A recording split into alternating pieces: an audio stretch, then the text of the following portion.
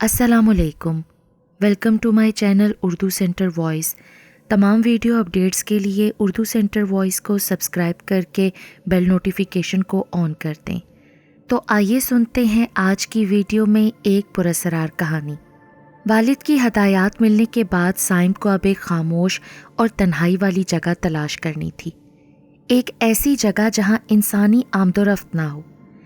अमलियात के शौकीन साइम ने जब अपने वालिद मोहतरम अख्तर अली के सामने अपनी अमलियात सीखने की ख्वाहिश को रखा तो पहले तो वो खिलखिलाकर हंसे और इतना हंसे कि पेट में बल पड़ने लगे।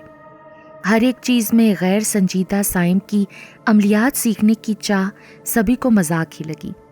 घर वालों के इस रवैये का जिम्मेदार और कसूरवार वो खुद ही था। हर काम को दरमियान में ही छोड़ देने की उसकी पैदाइशी आदत ने उसे सबके सामने इस हाल तक ला खड़ा किया कि उस शेर की कहानी की तरह जहां गडरिया शेर शेर कहते हुए चिल्लाता है और जब गांव वाले उसे बचाने जाते हैं तो वो उन्हें बेवकूफ़ कहकर हंसने लग जाता है। कई बार ऐसा करने के बाद लोग उस पर एतबार करना छोड़ देते हैं। फिर जब एक दिन सच में शेर आ जाता है तो इस बार गडरिये के चिल्लाने के बावजूद कोई उसकी मदद को नहीं आता। वजह थी एतबार का खो जाना, और शायद अब वो एतबार कभी बहाल ना हो पाए। अब उस बदकिस्मत गडरिये और ख़ुद साइम की हालत एक सी थी। वो चुपचाप अपने कमरे में लौट आया। इकरा उसकी बहन, जिसे सबसे ज़्यादा अपने निकम्मे भाई की परवाह थी, उसने साइम को रोने जैसी शक्ल के साथ देख लिया था, इसलिए वो भी उसके पीछे पीछे उसके कमरे में जा पहुंची। इस गैर मुतवक्का आमद पर उसने बहन को ही डांट दिया, चली जा इकरा, मुझे बस कुछ देर के लिए अकेला रहना है। साइम मुंह छुपाए अपने आंसुओं को जब्त करने की कोशिश में था। वो नहीं चाहता था कि खुद को मर्द कहलवाने वाले लड़के को कोई यूं रोता देखे, मगर एक बहन से कहाँ छुप सकता था। अरे प्यारे भाई, तुम तो रोने लग गए। वो परेशानी में भाई को चुप करवाने लगी। बाहर अब भी उसके अम्मी और अब्बू उसकी बात का मजाक उड़ाने में लगे हुए थे। फिर यकदम वो उठी और फ्रीज़र में से मिठाई का डब्बा उठाकर माँ बाप के सामने जा खड़ी हुई। मुबारक हो आप दोनों को, ये लें मिठाई खाएं, आपने एक जवान बेटे को रुला दिया है। इकरा भाई को रोता देखकर गुस्से में आ गई थी। उसने कभी अपने भाई को रोते हुए नहीं देखा था। इकरा चूंकि अकलौती बहन और लाडली थी, इसीलिए सब पर हुक्म चला सकती थी और उसे इस अंदाज में बात करने पर भी छूट थी। कोई उसकी बात नहीं टाल सकता था। रोने का नाम सुनकर वो दोनों खामोश हो गए। क्या सच में रोने लग गया? उन्हें जैसे इकरा की बात पर यकीन नहीं था। अब सारे घर वाले फिक्रमंदी दिखाने लगे। अगर इसे अमलियात सिखा देंगे तो आपका क्या जाएगा? वो अब भी वालिद साहब को प्यार से डांट रही थी। इस दफ़ा वो हर लिहाज से संजीदा है। मैं इस बात की गारंटी लेती हूँ कि वो अब इस काम को अधूरा नहीं छोड़ेगा। इकरा ने निकम्मे भाई की तरफदारी में अखीर कर दी। बाप के लिए साइम को अमलियात सिखाना अब मजबूरी बन गया। उसने साइम और इकरा से वादा किया कि वो ज़रूर उसे सिखाएगा, मगर इसके लिए उसे ज़हनी जिस्मानी तौर पर ख़ुद को मजबूत और तैयार करना होगा, क्योंकि ये मैदान इतना आसान नहीं। दौरान वजीफ़ा इंसान को ऐसी चीज़ों से सामना होता है जो इस दुनिया की नहीं होती, और तब अपने आप पर काबू कर पाना हर एक के लिए आसान नहीं होता। साइम ने बाप को यकीन दिलाया कि वो हर लिहाज से तैयार है। तब अख्तर अली वजीफ़ों के दौरान किसी नागहानी आमद और मुसीबत के लिए सरपरस्ती के तौर पर खुद भी तैयार हो गए। शाहजेब और अतिया का प्यार सच्चा था। उन्होंने मिलकर ख़ानदान वालों को मनाने की 1000 कोशिशें की, मगर दोनों ख़ानदानों की तरफ से ना थी। मजबूरन उन्हें भागने जैसा सख्त कदम उठाना पड़ा। अगर वो ऐसा ना करते तो उन्हें डर था कि उनकी शादियां उनकी मर्ज़ी के ख़िलाफ़ कहीं और कर दी जाती। अपने हिसाब से एक मजबूत मंसूबा तैयार करके वो रात को कुछ सामान और नकदी लिए गांव से निकल आए। कुदरत उन्हें शायद ऐसा नहीं करने देना चाहती थी, इसीलिए अचानक मौसम अबर आलूद हो गया।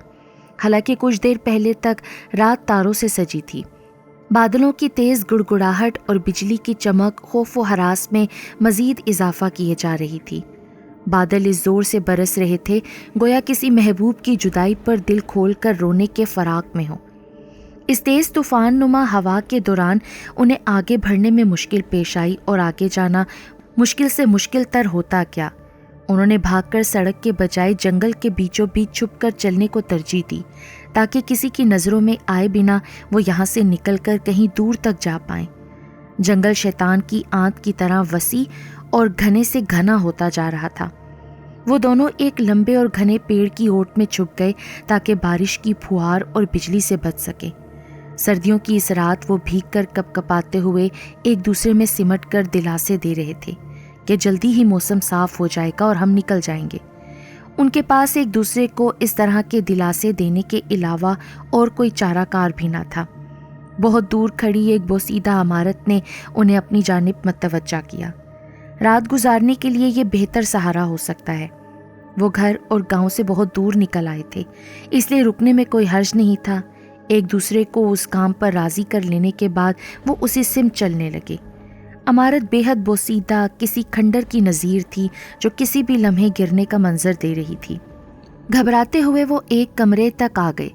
یہ بارش کو روکنے میں کسی حد تک مؤثر تھا۔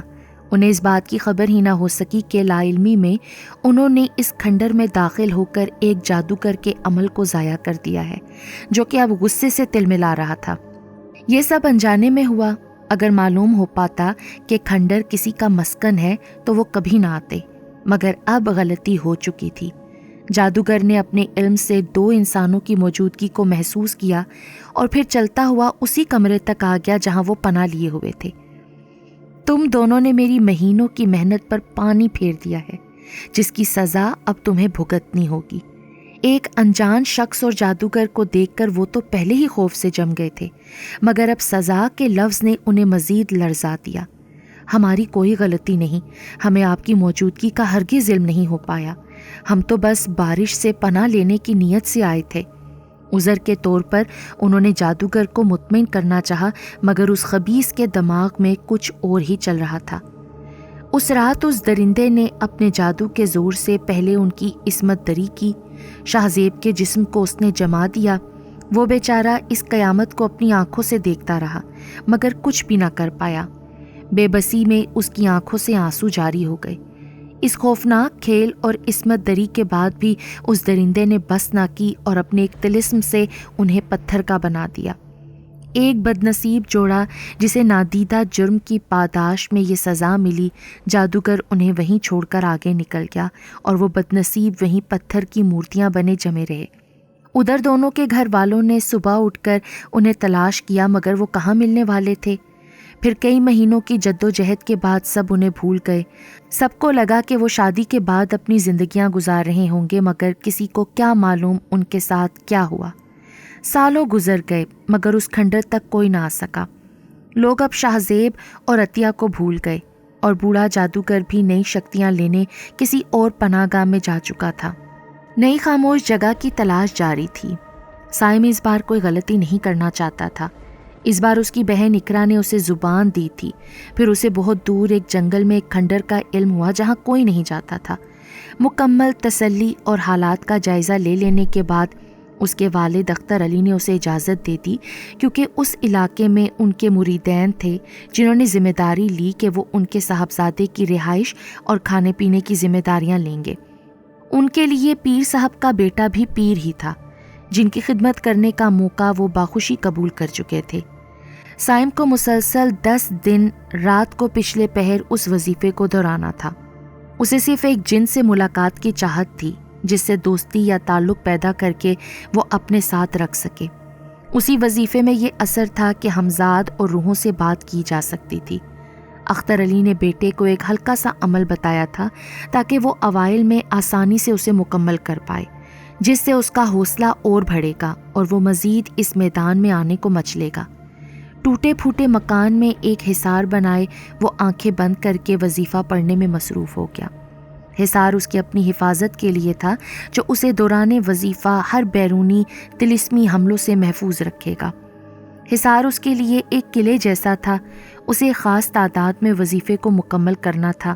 اس کے والد کے بقول اسے روحوں سے بات کرنے کا موقع 7ویں یا 8ویں روز ہو جائے گا، اور اس سے پہلے کوئی پریشانی والی بات نہیں ہوگی۔ اب اسے وظیفہ پڑھتے ہوئے 1 گھنٹہ بھی نہیں گزرا تھا کہ اسے محسوس ہوا جیسے کوئی سسکیاں لیتے ہوئے رو رہا ہو۔ یہ ایک نسوانی آواز تھی۔ ابھی تو یہاں پہلا دن تھا اور پہلے دن کا بھی پہلا گھنٹہ، تو یہ سب کیا ہے؟ اسے اپنے والد کی طرف سے سخت ہدایات تھیں کہ گنتی مکمل ہونے تک وہ اپنی آنکھوں کو نہیں کھولے گا اور نہ ہی حصار سے باہر آئے گا۔ سسکیاں تسلسل سے جاری تھیں، مگر یہ اس کا وہم بھی ہو سکتا ہے یا پھر اسے بھٹکانے کے لیے روحوں کی طرف سے کوئی چال، کیونکہ اتنی آسانی سے تو روحیں آپ کے ہاتھ آنے سے رہیں۔ انہی سبھی باتوں کو سوچتے ہوئے وہ اپنی دھن میں مگن رہا۔ اجالا پھیلنے تک وہ سسکیاں سنائی دیتی رہیں۔ صبح تک اس نے مطلوبہ تعداد مکمل کر لی تھی، پھر وہ حصار توڑ کر باہر نکل آیا۔ روشنی اب ہرسو پھیلنے لگی تھی۔ والد صاحب کے مرید کے گھر پہنچنے پر سبھی گھر والے اس کے منتظر تھے۔ آپ کا کھانا اور بستر تیار ہے چھوٹے پیر؟ وہ اس کے سامنے بادب کھڑے تھے۔ اس عزت افزائی کے لیے وہ ان کا شکر گزار تھا۔ والد صاحب کے ہاتھوں کتنے ہی لوگوں کے مسائل حل ہوئے تھے اور اب وہ ان کے دلوں میں خاص جگہ رکھتے تھے، اس لیے پیر صاحب کے بیٹے کا ادب بچا لانا کوئی بڑی بات نہیں تھی۔ کھانا کھا کر وہ سو گیا۔ اس کے لیے ایک الگ کمرے میں بستر لگا دیا گیا۔ اس نے رات کے منظر نامے کے متعلق والد صاحب کو بتانا ضروری نہ سمجھا۔ اس نے یہ سوچا کہ اگر وہ والد صاحب کو بتائے گا تو انہیں یہ گمان ہوگا کہ میں چلہ چھوڑنے کا بہانہ بنا رہا ہوں اور وہ اسے میرا جان چھڑانا سمجھیں گے۔ عصر تک وہ سوتا رہا، اسے نماز کے لیے بھی نہ اٹھایا گیا۔ اس نے اٹھ کر گھر کے متعلقین کو شکایت کی کہ نماز کے لیے اس کی نیند کو توڑا جا سکتا ہے، جس پر معذرت کرتے ہوئے انہوں نے اگلی بار اٹھا دینے کا وعدہ کر لیا۔ ظہر کی نماز قضا پڑھنے کے بعد اس نے مسجد میں جماعت کے ساتھ عصر ادا کی۔ شام کا کھانا تیار تھا، گوشت سے اس کی توازے جاری تھی۔ والد صاحب یقیناً اپنے مریدین کے ہاں اس سے بھی اچھی دعوتیں اڑاتے رہے ہوں گے۔ کھانے کے بعد والد صاحب کی کال آئی۔ رات کسی بھی پریشانی کے متعلق سوال پر وہ اس واقعے کو ٹال گیا۔ سب اچھا رہا ابو، میں انشاءاللہ اس عمل کو ضرور مکمل کروں گا۔ ماں اور بہن سے بات اور ڈھیروں دعائیں لینے کے بعد اس نے کال بند کر دی۔ گاؤں میں تھوڑی چہل قدمی اور لوگوں سے 2-4 ملاقاتیں ہونے تک وظیفے کا وقت ہو گیا۔ اندھیرا پھیلنا شروع ہو گیا تھا۔ وہ جگہ درختوں کے جھنڈ میں تھی۔ وہ مقررہ وقت سے پہلے وہاں پہنچ گیا۔ حصار بنا لینے کے بعد وہ معمول کے مطابق وظیفہ پڑھنے میں مصروف ہو گیا۔ سسکیاں پھر سے شروع ہو گئیں اور اب ان کی شدت میں پچھلی رات کے مقابلے میں تیزی تھی۔ یقیناً یہاں ضرور کوئی ہے۔ اسے تھوڑا خوف آنے لگا۔ وہ رات بمشکل پوری ہوئی۔ اب والد صاحب کو بتانا ضروری ہو گیا تھا۔ مسلسل 2 راتیں تو وہم نہیں ہو سکتا تھا۔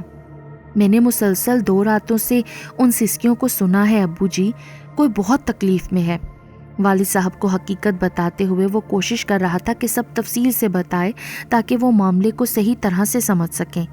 حالات کی سنگینی کو محسوس کرتے ہوئے اس کے والد صاحب اس سے ملنے چلے آئے۔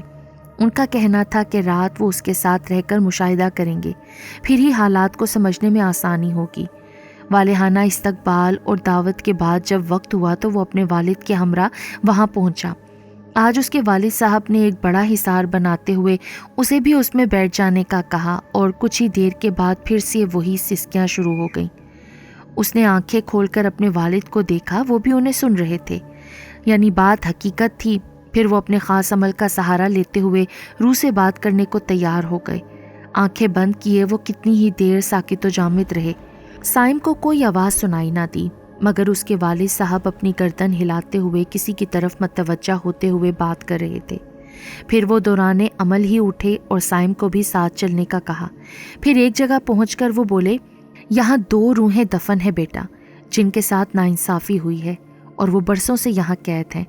میں نے انہیں اپنے علم سے آزاد کر دیا ہے۔ ان کے جسم پتھر بنے یہیں نیچے دفن ہیں۔ پھر انہوں نے اپنے بیٹے کو کہا کہ وہ گاؤں جا کر کچھ لوگوں کو بلا لائیں تاکہ وہ ان مجسموں کو نکال سکیں۔ پیر صاحب کی ہدایات پر مطلوبہ جگہ پر کھدائی کرتے ہوئے 2 مورتیوں کو نکال لیا گیا۔ سبھی لوگ حیران اور حیرت کے بت بنے ہوئے ان مورتیوں کو دیکھ رہے تھے۔ کسی کو بھی ان کی بابت علم نہیں تھا۔ بوڑھا جادوگر اپنے خاص عمل میں مصروف تھا کہ اسے سالوں پرانی ایک مانوس آواز سنائی دی۔ مجھے پہچانا ظالم درندے؟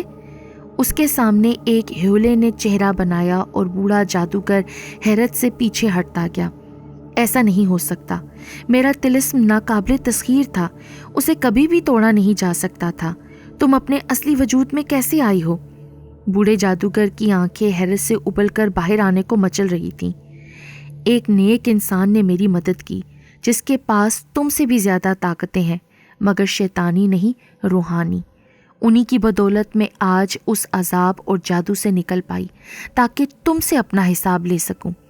سایہ اب پیر صاحب کی بدولت طاقتور تھا۔ اس رات جادوگر کا بھیانک انجام دیکھنے والا کوئی نہیں تھا، البتہ اس کی دردناک چیخیں دور تک سنائی دی گئیں۔ اس سائے نے جادوگر کے ہر جوڑ کو توڑ کر الگ کر دیا۔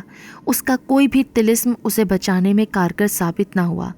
اس اندھیری جگہ میں اب جادوگر کے جسم کے سبھی اعضاء بکھرے پڑے تھے جو اب جانوروں کی خوراک تھے۔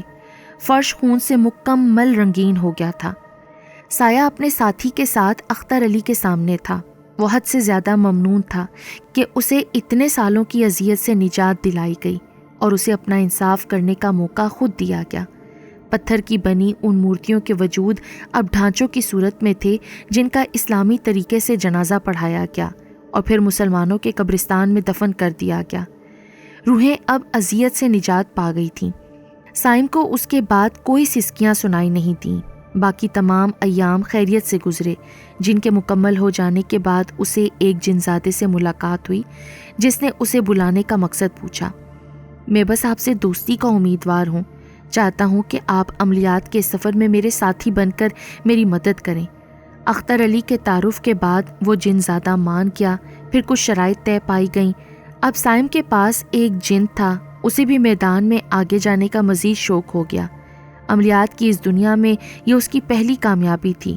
ابھی اسے اور سیڑھیاں چڑھنی تھیں، جبکہ اختر علی صاحب بھی بہت خوش تھے۔